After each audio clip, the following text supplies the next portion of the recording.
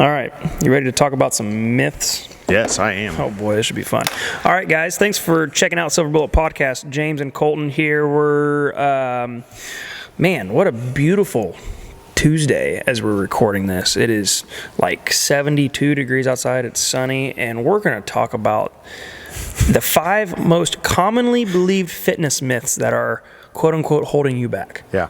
If you type these things into Google, or you're going to find this exact article, 100%. Yeah. So James and I had an idea.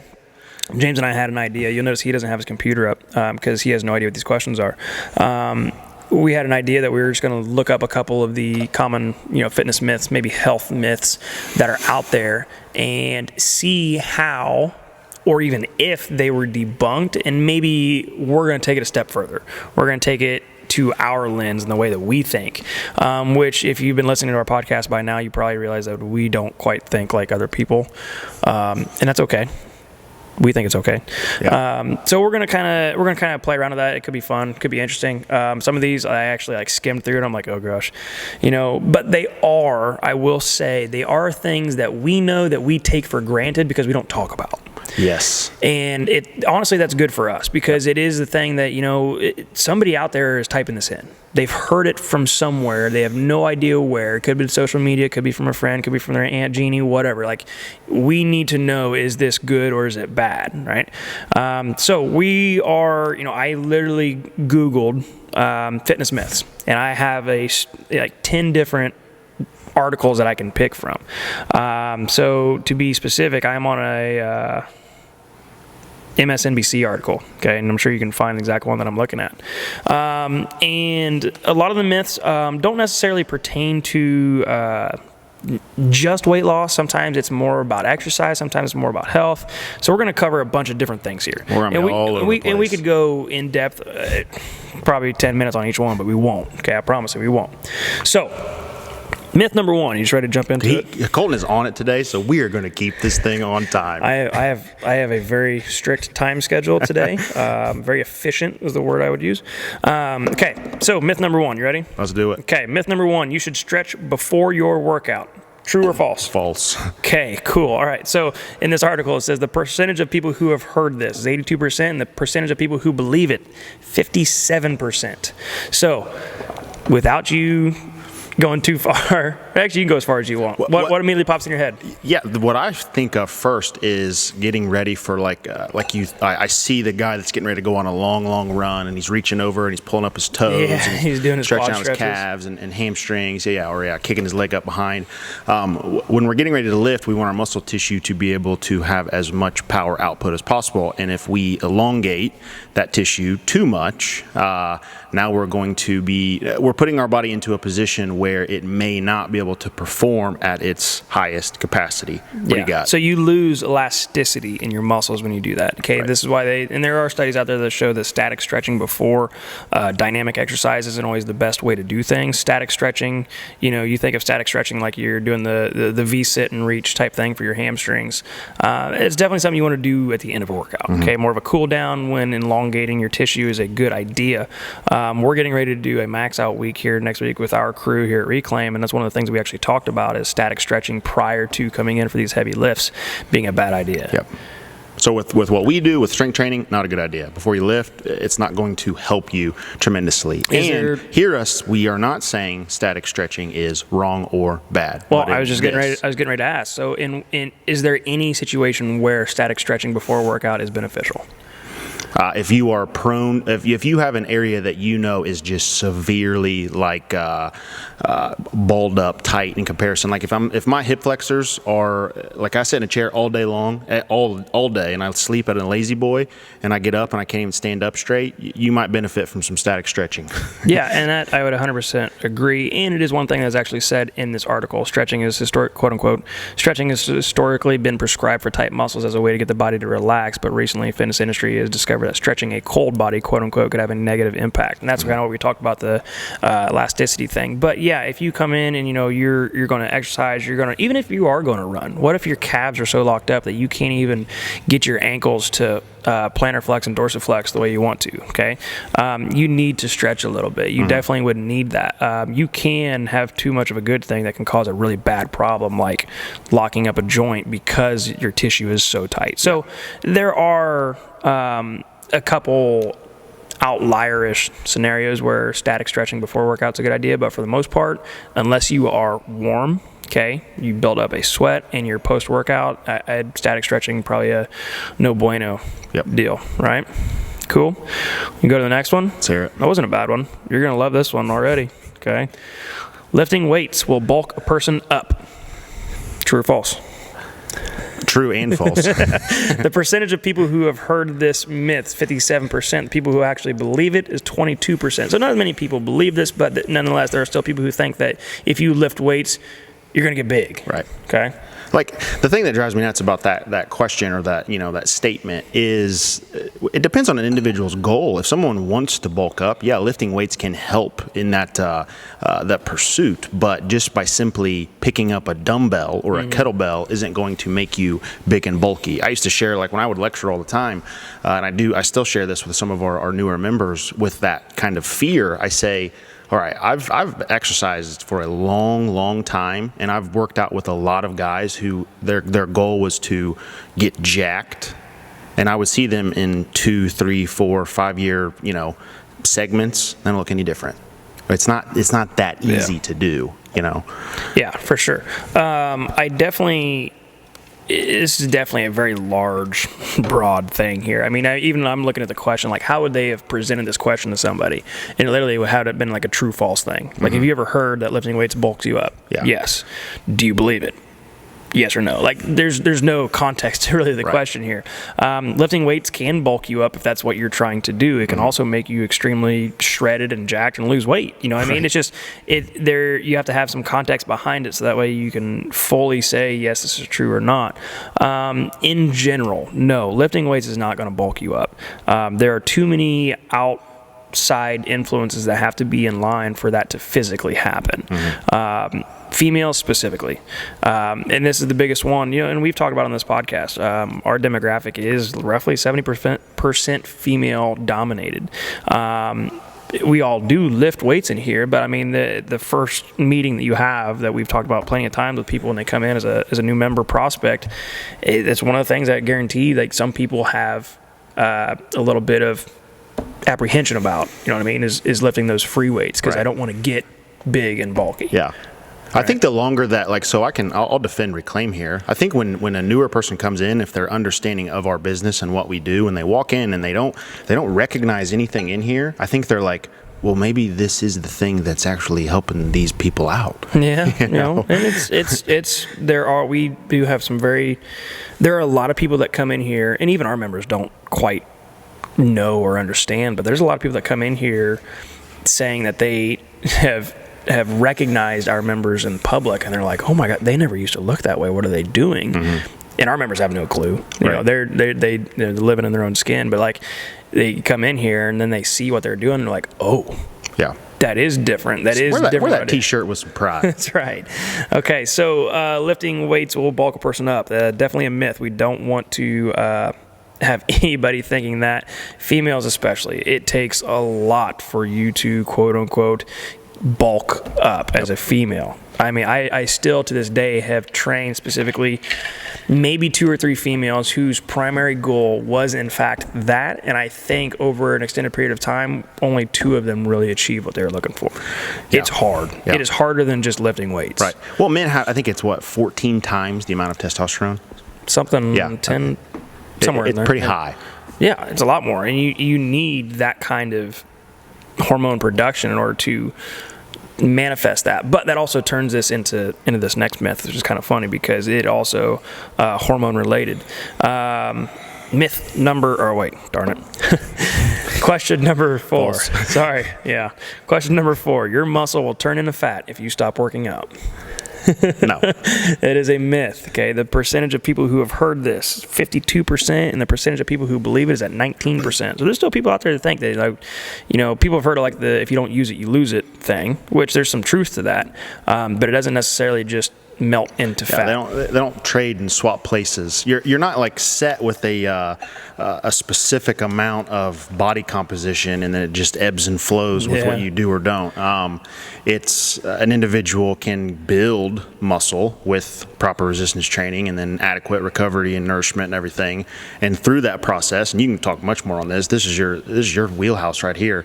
But am I exceeding in what I utilize for energy in a day versus what I'm actually consuming while maintaining that muscle mass? Yeah, the most common thing that happens for people, especially as they're exercising and they start to, and I hate this word and I will never use it, but just for the sake of everybody understanding what I'm saying, quote unquote tone, is you start to get lean, you start to lose body fat, you start to see more of your muscular tissue. The skeletal tissue itself is not necessarily getting larger, right? It can be in some little cases, but more than likely you are losing body fat around the skeletal tissue that you already have. And when you stop, the body fat composition tends to go back to where it was and even surpasses where it was a lot quicker than it took for it to come off. And most people, when they see the body fat going up, they're like, oh my gosh, my muscles are shrinking. The only way that your muscles are going to go away is if you don't eat enough protein and you live in a catabolic state, meaning your body's just continually breaking down. That is physiologically the only reason why you would lose muscle mass. Now, here's a perfect example of this, and I'm pretty confident we talked about this on a previous podcast too. You ever watched Naked and Afraid or Survivor or any of those shows where they're surviving on the island? They get out there and they're all like pleasantly plump, ready to handle whatever nature's going to give them. And then when they get pulled off the island some 60 days later, what do they look like? They're not shredded.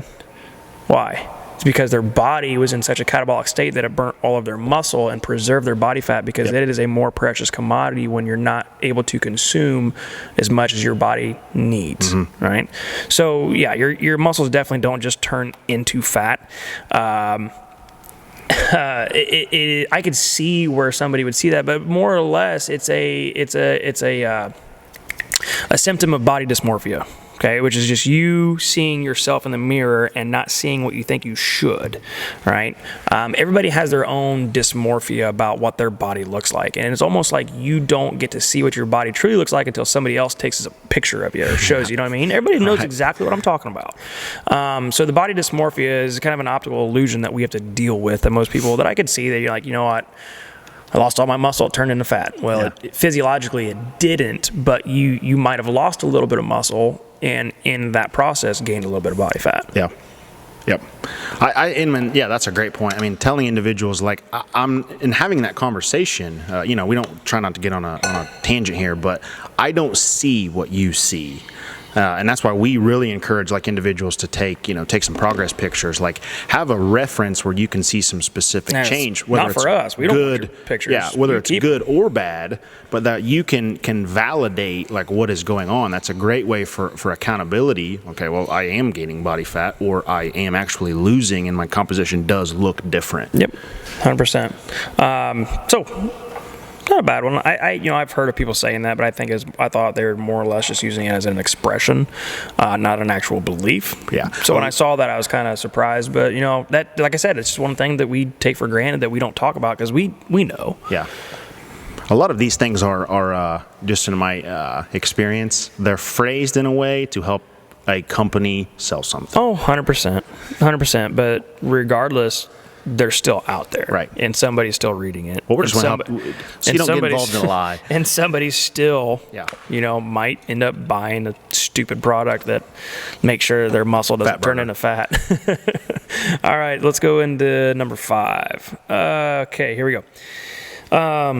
If you don't feel sore the day after you work out, you didn't train hard enough. True or false? False. Yes, this is definitely a myth. Matter of fact, I'm pretty sure there are no truths on here, so I don't even know why I'm phrasing the questions that way. Anyway, so 43% of people who were polled in this thing heard of this before, and 12% actually believe it. People are pretty smart. I think that's an inaccurate number. from our own personal experience. But I'll let you kind of talk a little bit about it, and I'll go into another direction with this. So if you don't feel sore the day after your workout, you didn't train hard enough. Go. Wrong. Our goal, first, we definitely want everyone who comes through the doors and anywhere that you're exercising to push yourself, like exercise, work on your fitness, get your heart rate up, do some things that are difficult. So like that's kind of the expectation. But the goal of the workout for you to be validated and affirmed that it was an effective or a good workout shouldn't be to just become sore. I can get sore from a workout from lifting horribly, having crappy technique. 100%. But that doesn't mean that it was an effective or a good workout. Really, the goal should be how hard can I push myself, and then how much can I recover from it. 100%. So here's my problem with this, and I do hold a very strong grudge on this.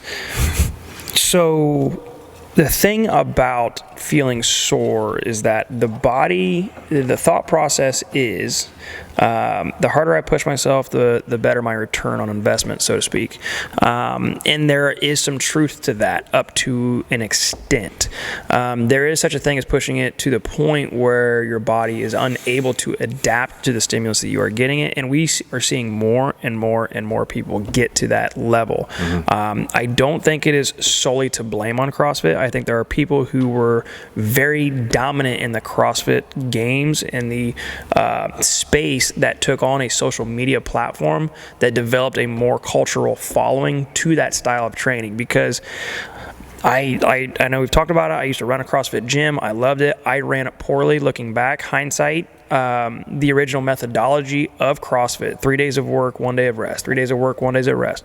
It doesn't get followed by anybody that holds a CrossFit affiliate. Nobody does what is the original intention of that program. And so what you get is you get a bunch of boxes, you get a bunch of people who are like, let's mash together this crazy workout. We're going to sweat. We're going to feel terrible. We're going to have chronic hip issues and shoulders and all this stuff. And there's not enough focus on recovery itself. And then you will actually climb that mountain and you will get there very fast. And you might get very lean. You might feel very good, but the maintenance of that is very, very, very, very, very hard. It's not to say that's impossible, but I've seen more people fail than I've seen people succeed. And so when I hear this question that if you're not sore after the day you work out, that's how we used to gauge workouts back then. How do you feel? I feel terrible. Yes. You know what I mean? Nowadays, when somebody says they feel sore after a workout, I initially have questions in my head. How did you sleep? How did you rate that workout as far as how tough was that workout on a scale of 1 to 10? Because if you say it was a 9 and the rest of the class says it's a 6, that's saying something, right? Why was that workout more challenging for you specifically today? What are the other circumstances that have caused your body just to not have, quote unquote, it that day? Obviously, what is the food like? Where's your stress levels at? Like, I have a lot more questions than I have definitive answers as to, this workout should make you feel sore for this reason or that. So I don't like that at all. It is a myth. We've talked about it before. I had a lady that I was working with specifically on nutrition, doing the same programming as everybody else. She says, I'm starting to think that this program is not enough because I just don't feel like I did anything. And I said, well, let's go talk to everybody else that you work with. Talking to everybody else, how do you feel? I feel like crap. My legs hurt so bad, this and that. Well, we changed all of her food and all of a sudden she feels great. And I said, you're recovering better than anyone in here. And it started to show itself weeks later. So if you feel sore after the day you work out, it doesn't mean that you didn't train hard enough. It means you didn't recover hard enough. Definitely. Fair enough to say? I'm not going to argue that at all. It's a hard one that we have tried to have a pivotal stance on, or we've tried to have a very unconventional stance on when we talk about exercise here. Okay, we program workouts, we coach things, we coach individual people, we do specific training, but primarily everything that we do from a exercise loading standpoint is there to optimize our members' recovery, not there demise, so to speak. Yeah. Well, and we see it, like if I can speak into this a little bit more, when a newer individual comes on board, they're usually, especially if they haven't done this at all, they're going to be the most sore. They know the least amount about how we teach and go about recovery with sleep and supplements and food and everything else.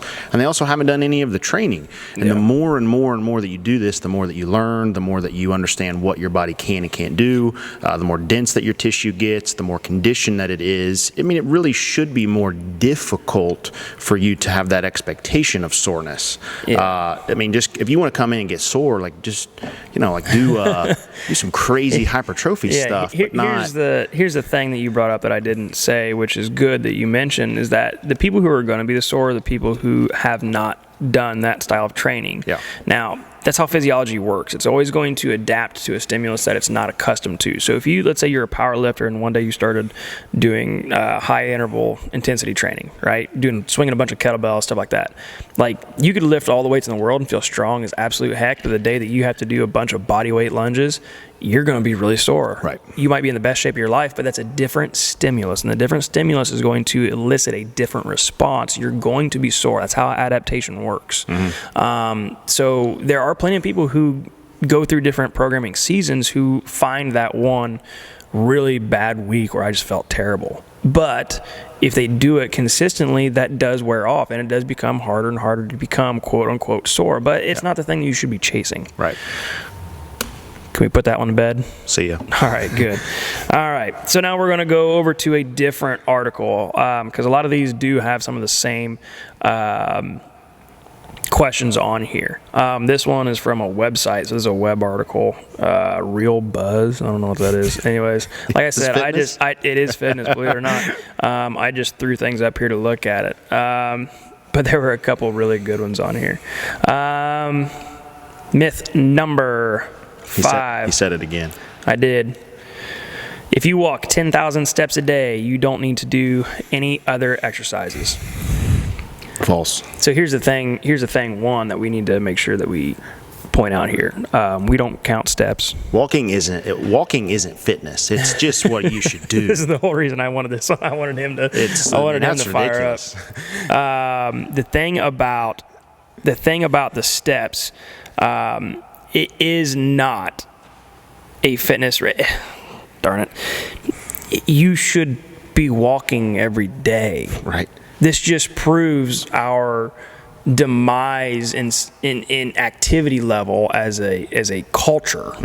The fact that we need to start counting our steps. You think our ancestors were counting their steps as they were running up to a buffalo with a spear? Right.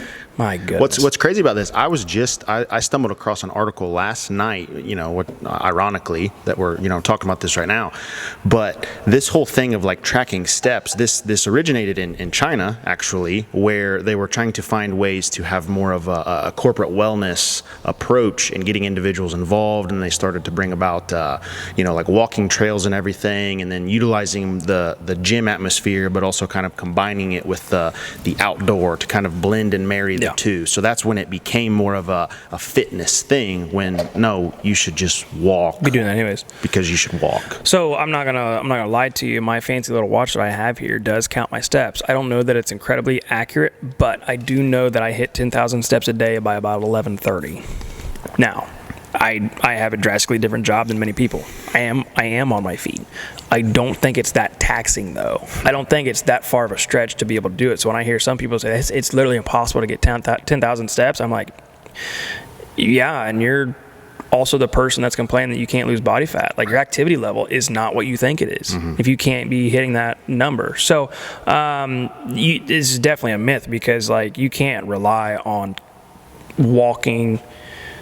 Hang on a second. I gotta pull myself back. You can't just rely on walking 2,000 steps a day in order to achieve all kinds of weight loss results. Now, preface that, or I need to put an asterisk here.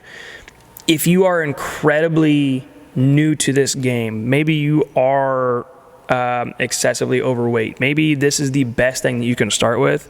It is 100% where you need to start. For sure. And you just might see some substantial results if it is the first thing you've done in an extended period of time. Yeah. So I don't want to deter anybody from thinking that, but in my mind, the people that are always looking for the next edge, the next thing that they can do if they're maybe even a member here or they're already training and they're like, oh, I also need to factor in my 10,000 steps, throw that out the window. That's not where the problem is.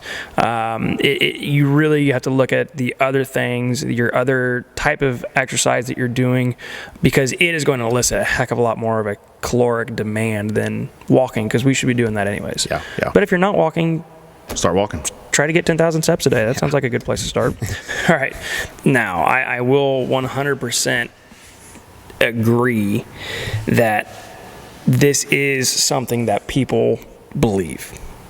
And it is actually a common term Googled, quote unquote, flatten the stomach. Sit-ups are the best exercise to flatten the stomach. Go ahead. False. I don't even know where to begin. Well, let's pull our reins back a little bit.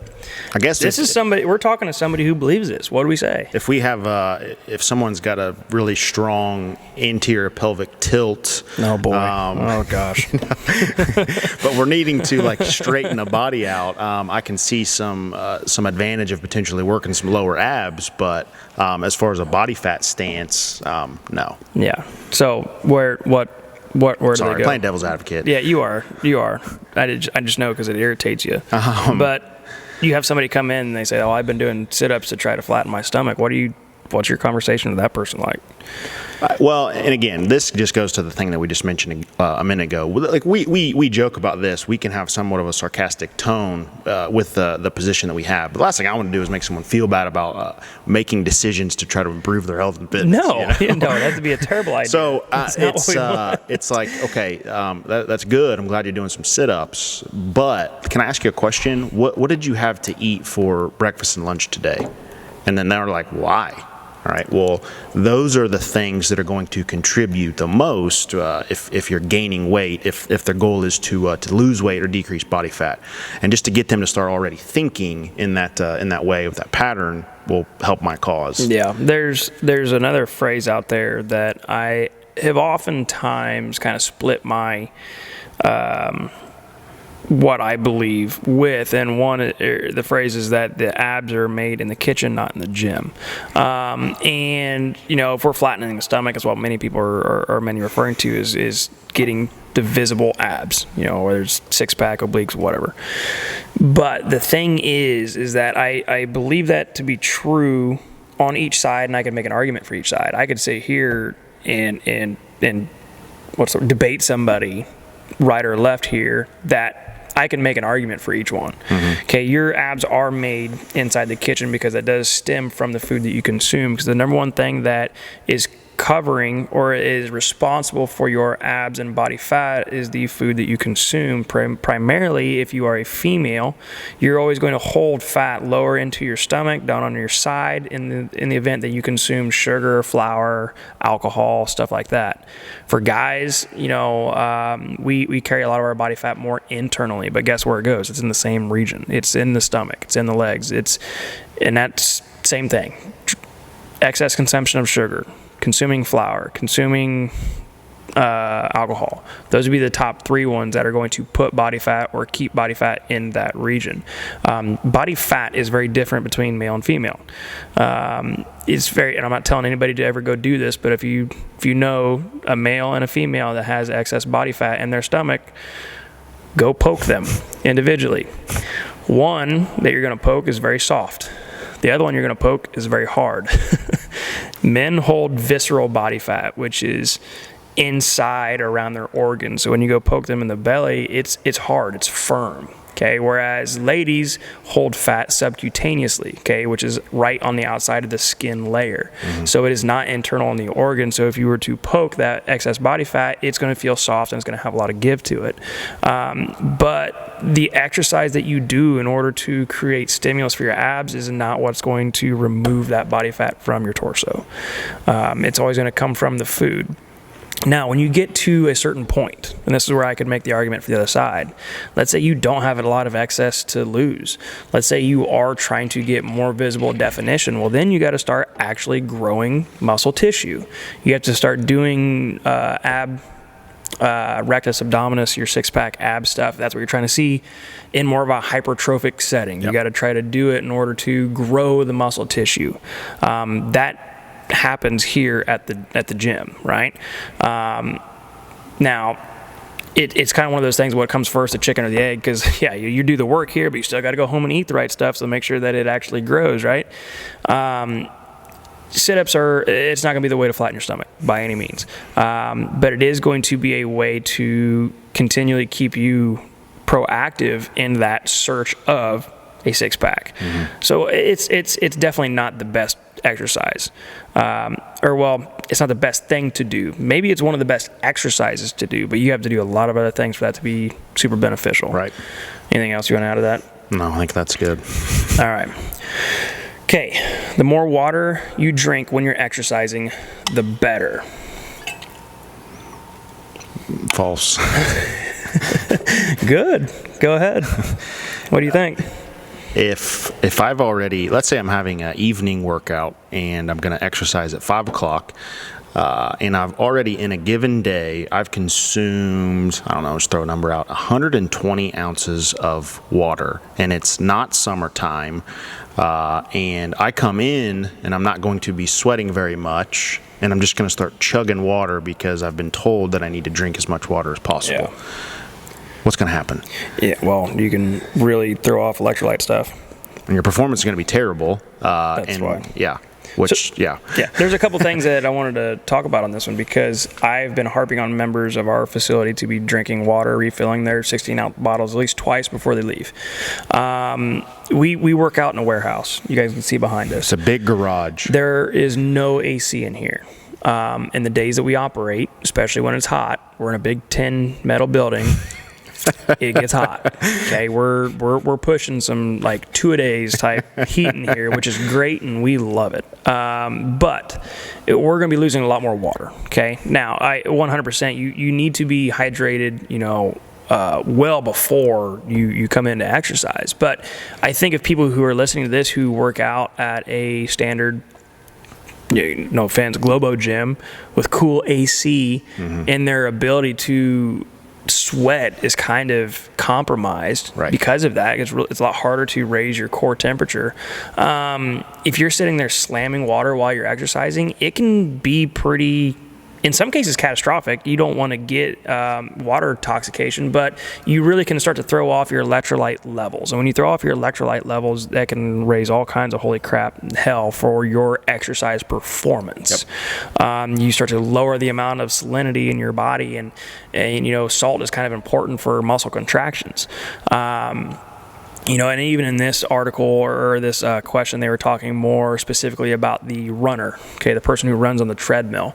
And their biggest argument was, well, you shouldn't drink a lot of water because it's going to be sloshing around your stomach. I could care less. I'm talking about like the severe stuff that you need. I don't think it is a good idea to literally just pound water as you exercise. But here in our facility, it's a little bit different, which is why I wanted to preface my answer with that, because I'm still going to tell people when it's 91 degrees outside, you have to be drinking a lot of water. But there is such thing as drinking too much, and too much is kind of different for everybody. And there's going to be maybe 2% of the people that that ever experience that, because very rarely do people drink too much water the way it is. Right. Yeah, a lot of these questions, it's just okay, who are we talking about here? And then we can answer it obviously with a little more, specific. But Colton brought up a really good point, and like I was thinking about it in my head. My worst workouts have come in an environment where the AC was blasting. Like all the seasons of my life, high school was good, it was hot, college, same thing, first career, not so much. And then, so understanding like what the body is able to do as far as sweating during the workout too can kind of help in that approach. Yeah, definitely. So I wouldn't think that water is really the overall detrimental thing to your exercise or your workout for the day. But it can be if you're prolonged in your dehydration or you're just have very inconsistent hydration. But definitely don't walk into a gym where you are not sweating and try to slam your gallon of water before you leave, because I don't necessarily think that is super beneficial. Right. Okay, next one. Another good one for you. Running is bad for your knees. False. Okay. The Olympics are going on right now. You have elite athletes who are able to perform at a world level. They're the best of the best. Are they going to go through injuries? For sure, but I guarantee all of them aren't like complaining of arthritis and super, like achy joints and everything all the time. You want to know why? Because they have great running technique. So, they've been coached on how to run properly. I knew it was coming here. So I was really hoping to find a squatting is bad for your knees on here so you could really go off. That's a whole podcast. But you and I have talked about this specifically, and even reference to like elite style runners. Whether they're sprinters or marathon runners or anybody. Running is not bad for your knees. Running with poor technique is bad for your knees. Running with poor shoes is wrong for your knees. Running with proper or imbalanced hips and imperfect mobility. Right. The running is such a interesting beast because it's one of those things that anybody can quote unquote do. Yeah. Your definition of running is a lot different than maybe the other person, but you moving bipedally on flat surface at an increased rate, you are running. And so some people like it, some people don't. Now, the whole real bad problem with it is that it's one of those things that you can really, it's a good and a bad thing. You can really shut your mind off and run, right? And I've even been there to some extent to where you can really zone out and go for a run or a jog, whatever. And you can really tune out just about anything, including the way that you're running. Right. I mean, I've seen people that are just like dead to the world. They walk right in front of my car as I'm driving. I have to hit the brakes, and they're just teetering along, and I'm looking at their backstride, and I'm like, good grief, that woman's got some hamstring problems. Anyways, all I'm getting at, running isn't necessarily bad. Okay, we always like to harp on runners because we think there's a lot of people who believe that they're elite athletes that are doing themselves a disservice because we are seeing it in the weight room. Mm-hmm. But running is not bad. Running with improper form is bad. Running with improper shoes is bad. Having to get a different pair of shoes to accommodate your improper running form is probably the worst. Yes, good point. And like the one thing, you kind of brought it up with the car. We've all been in our vehicle, at least I think. Maybe I'm the only sick person that thinks this way. I might be. You might be. But we've been in our car and we've seen individuals run by and we've been like, wow, like he or she, they're getting it, and like their technique looks pretty good. But we've also seen individuals where you're like, oh, like that hurts. What are you doing? Yeah, it's that's the thing is like I learned how to walk, I should know how to run. Just walk faster, right? So there's not like there's a bunch of running coaches, and who really is going to pay for a running coach unless you are trying to be a quote unquote athlete? It is more of a recreational exercise modality. Mm-hmm. Would that be a proper way to put it? Right? Sounds great. There's not a whole lot of people that are going to invest a ton of training into helping them become a better recreational runner. Right. Now I'm talking recreational runner, somebody who's going to run a 5K, maybe a half one day, or maybe they have aspirations to run a full one day. I don't know, but like you don't find most of the time that you monetarily invest in a true form running coach or somebody who is going to do the same type of recovery modalities for your running as they do for maybe your weightlifting, right? Maybe all those things are only thought of in the gym and weightlifting sense. You know what I mean? We're not anti-running. We just don't like to fix things that we shouldn't have to. We've got enough health issues when you're coming in here. We don't need to fix all the running issues as well. Yeah, you know what? I'll be the first one to tell you I'm not a running coach. I can program running style work, programs and tapers and all that stuff, and I'm pretty good with managing splits. And it's just I look at people, and I'm a sick person too. Like some people look at me and they're like, "Why do you like doing that?" That's what I look like. That's somebody who likes to run. I'm like, "Why do you like doing that?" You know what I mean?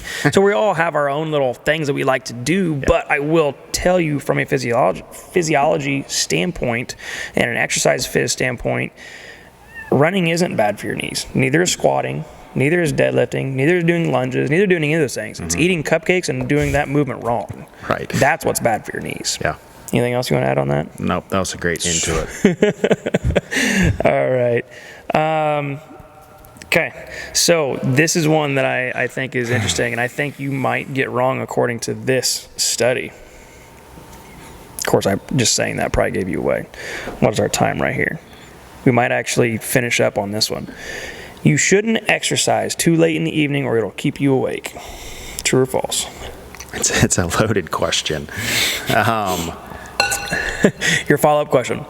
I'm saying true. Okay. So they're saying that it's a myth, but you're going to laugh at why I say that. Because they're talking about doing yoga or Pilates in the evening. Yeah. So again, it's loaded. That's what I say. Okay, so you go ahead and cover what you think when you heard that. Yeah, we used to run a 6 p.m. class here, and we have a 6:30 semi-private class. It's 30 minutes long, and the intensity, what's needed to recover, isn't going to be as high in that. We've just found, and just through my own understanding of hormones and everything, circadian rhythm, and just with our experience, that when we have that more intense, the wellness or the large group type workout where individuals are lifting weights and they're getting the heart rate, blood pressure and everything up, and then now we have to bring cortisol down, insulin's going to come down and everything, just all of this stuff that has to happen before bedtime, it is more difficult for an individual to fall asleep, especially for what they may or may not be putting into the body. And we kind of had to make a decision that, like, if we're a health facility, that's kind of what we hang our hat on. We're not really helping you achieve health if we're not helping you go to sleep at night. Right. So, like, it's funny, I was kind of reading in this article their answer to it, and there are some people that think that it's kind of a 50-50 shot. Like, some people can, some people can't. Like, if you're asleep, if you suffer from insomnia, well, maybe if I just wear you out, you'll go to bed, right? And maybe that's a case for some. Yeah, there's always the what ifs. Oh yeah, but I look at it kind of like you look at it, and obviously you rattled off a bunch of hormones right there. Like, there's a couple things that have to happen in order for your circadian rhythm to really truly work. Your cortisol has to be total opposite of your sleep hormone. Otherwise you're never going to start your quote unquote bedtime routine. You're not going to yawn until 11 o'clock at night, and that's a problem. Like, as the sun's going down, you should start yawning. And that's your body starting to kickstart its sleep routine. So the thing about this article is they were talking about, if you do something like yoga or Pilates that's a little bit less intense, it could be super beneficial because it can, in effect, put you in more of a, what's the word I want to use? A relaxed mood. Yeah, kind of a rest and digest state. You're definitely not in a fight or flight state. Right. Maybe I would be if I was doing yoga, but like if you too tight, everything hurts. But if you are in that rest and digest state, that can be a trigger for your sleep cycle to really start. And I'm a fan of this because there's different ways that you can trigger that rest and digest. I always tell people, obviously, and I know you do too, kill all the lights, get all your house blacked out, maybe have some candlelight and some books to read, and like literally that can be the first thing that really mellows you out. Of course, nobody does that, but we've done it, and it does work really well. But some people, even my wife now, she foam rolls before she goes to bed. That's her cool down from the day, I guess. You know what I mean? And she's been pretty consistent with that, and it's been beneficial to her sleep, I think. So it's definitely something that I know for a fact I could not train in the evening in the capacity that I like training and be able to go to bed. Right. I know that I would go home and literally not stop eating until 11 o'clock probably. Yeah. Well, and the caffeine, I mean, we don't want to take anything for granted. So like, to me, this is a no-brainer, but like just conversations we've had in the past few years here, talking to someone, I just can't sleep at night. And if they're working out at 4 or 5 o'clock, well, are you taking pre-workout? Yeah. I drink it about 3:30, 4:30. I'm like, well, that's why you're not able to sleep at night. Yeah, there's so caffeine directly competes with the receptor sites for melatonin, right? So when you have caffeine, you're blocking your body's ability to become tired. That's what it does. It's a chemical competition. It's a fantastic thing. Use it accordingly. But that's also why you get the crash. So when the caffeine's out and then all those receptor sites free up and all the sleep hormone can really go tear into it, that's when you start to get really tired. But yeah, for people who train in the evening, it is a very slippery slope. So I think you really do need to have a high caffeine metabolism if you are taking a caffeine supplement or some type of pre-workout stimulant or anything like that, because you do have a much sharper what's the word I want to look for? You have a much narrower time slot to get your stuff together and go to bed, right? Yeah. Now, if you're somebody that has the capability to sleep until 9 a.m., you know what I mean? Sure, lift at 5, go to bed at midnight, have at it. You know what I mean? Yeah. As long as you can maintain that schedule, so be it. But I do think that pre-workouts and stimulants in the evening become a really big problem. But even drinking coffee past, I always tell people try to drink it past or before 10:30, 10 to 10:30. I think is an opportune time to drink without having any kind of consequence later in the evening. Yep. Would you agree with that? Yeah. Well, caffeine has a half-life, so it's not like you don't just wear off of it in a couple hours. It takes a bit. It takes a period for it to fully be, like utilized in the system, and then gone through its process where now it's no longer having that effect, keeping you awake. Gotcha. All right, I think we have time for one more. Let's do one more. Let's do it. And this plays, I think, very well for us, only because this is pretty much the entire premise of why Reclaim was constructed. Weight training is no good if you want to lose weight. False. Okay, go ahead. So, if the question is that weight training is going to be or the thought is that weight training is going to be a deterrent for me being able to lose weight, then just you go about your day, all right, what you do in a given day, and eat what you want without hardly any just quality physical manual labor. See what happens. Yeah. I think the thing that I share this with individuals. I love strength training, but I love it more for just testing my body and the mental, gain that I get from that. If we were in a period where we all had very intense physical laborious jobs, let's say, 70, 60 years ago, I don't know that everyone would need to be doing weight training. Mm-mm. But we don't do that. Right. So weight training, when I look at this question, weight training is no good if you want to lose weight. Well, that puts the assumption that weight training is what's going to help me gain weight. Yeah. Which is also inaccurate. So, and it just goes back to the old adage that, lifting weights doesn't, previously people thought that, running, cardio, anything like that was going to be the way that you needed to burn the calories. And it's not true. Not true at all. The thing is with weight training, especially if you factor in any type of interval training or any type of real high intensity training, lifting of anything, the caloric demand needed for that exercise will far outweigh what it took to move your leg one foot in front of the other for an extended period of time. Now, there are some downfalls to it. You can't lift weights for 3 hours in a row. You might be able to jog for 3 hours or quote unquote run for 3 hours. But it doesn't necessarily mean that you're going to lose weight, because at the end of the day, you still have to burn more calories than you're consuming, right? You have to be in a caloric deficit if you're going to lose weight, and I don't care what your training is. If you are only doing Pilates, if you want to lose weight, you got to be consuming less than you burn. Yep. Consuming less than you burn. So, weight training is no good if you want to lose weight. It is incredibly inaccurate. Yeah. It comes down to a calorie battle. And I would, if someone were to pose that to me, I have to frame it and pose it in this way. Why do we need to lose weight? And we ask that question all the time. Why do you need to lose weight? What has caused you to get to this specific place? Because weight training is now can be a tool in your arsenal to help you, but you still need to figure out why you gained it in the first place. Yeah, so it goes right back to it, and that's 90% of the case usually is that.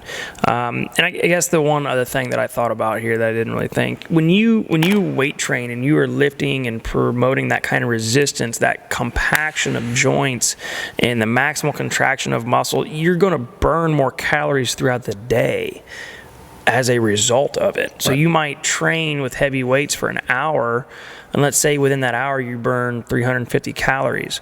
Well, for the rest of the day, your body might burn somewhere along the lines of 10 to 15% more calories because you worked out, rather than doing your long 3-hour run, and as soon as you're done, your calorie burn stops. Yeah, the ability for the body to need to recover the metabolism there, for you to have to heal from that. Like, let's say if you're gonna, like, if you bale hay all day long, it's terrible. But you're using a lot of energy, and your body needs to repair from that. So there's a lot of different ways to go about this. I share with clients and new members, especially, all the time. If you were to go out and run a mile, you're going to burn more calories in that run than you are going through a 30-minute workout here. But I'm going to help you burn more calories once that 30-minute workout is done, and for the next however many that your body is able. For sure. So I think that was kind of fun. We might come back and do that again. That was refreshing. Just kind of look at it. Like I said, dual purpose. Obviously, I know there are people out there that probably believe this. They've seen it, and it's not your fault. This is just what's put in front of you. So we take, sometimes we forget to go back to this area and re-talk about it and put our thoughts behind it. A lot of those myths that were up there, luckily for us, they are already being talked about, but at least we could throw a little bit something into it to maybe further the understanding. Because a lot of the stuff that you're going to see up there, it's very vague, and a lot of it kind of leads you to question stuff rather than connect the dots and be like, you know what? That makes sense. So we might make a habit of that, do something like this every month and kind of talk about it. After all, this is the targeting fitness myths and lies and stuff like that. So I figured we could go ahead and do at least one podcast. I think we're somewhere up around 37 to 38 podcasts now. Getting them done. So anything else you want to add on this one? Anything you liked about this one? Want to change? I don't know. Anything? Not to change. I mean, I think it's just it's beneficial for us to have that refresher, the reminder. It gives us perspective, allows us to continue to be humble. But I mean, we're always going to fight and cut against the grain. So this is just a good practice to do it. For sure. All right, guys. Well, hope you enjoyed this podcast. We'll come at you here in the next couple of weeks with another episode. Until then, James, I'm Colton. Thanks for listening. This is the Silver Bullet Podcast.